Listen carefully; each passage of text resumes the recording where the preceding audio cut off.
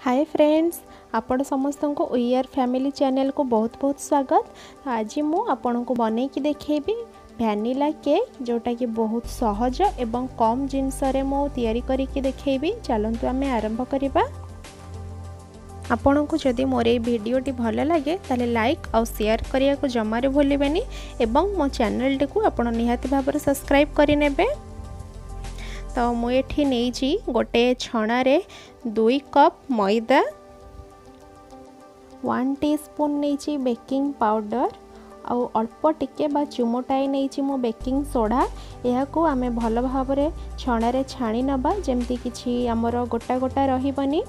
ताकू आमे साइड रे रखि दबा। एबे गोटे पात्र रे मु नहीं गोटे कप नहीं रिफाइन तेल और गोटे कप नहीं पाउडर सुगर।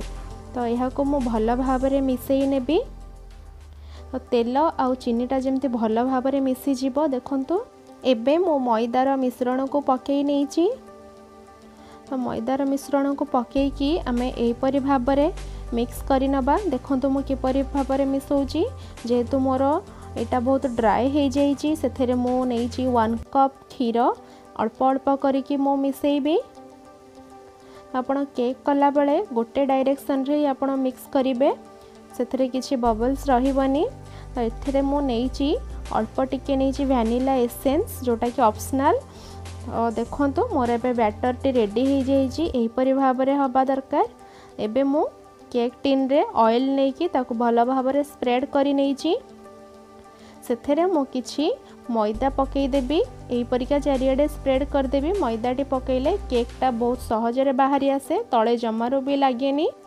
वर्तमान मु केक रो बैटर टी को टीन रे अजाड़ी नेबी एवं ताको मु आगुरु गरम करिकी रखिथिबा कुकर रे बसई नेबी। 30 रु 40 मिनिट पई बसई नेबे एवं ता भितरे आपण मझिरे मझिरे चेक करूथिबे। तो आपण एई टाइप रो गोटे काठीटे पुरई की देखिबे जेपरि जेमती किछि न लागिबो। जदि लागिथिबो ताले आपण आउ किछ समय बसई नेबे। तो एबे मोर रेडी हो जाइछि। ठंडा हैला परे मु ताको एबे प्लेट को सर्व करि नैछि। देखंतु केते सुंदर भाबरे हमर केक टी रेडी हो जाइछि एवं बहुत सॉफ्ट भी हेछि। तो आपण देखि पारुथिबे केते नरम हेछि एवं चारिपटु बहुत बढ़िया ब्राउन भी हो जाइछि।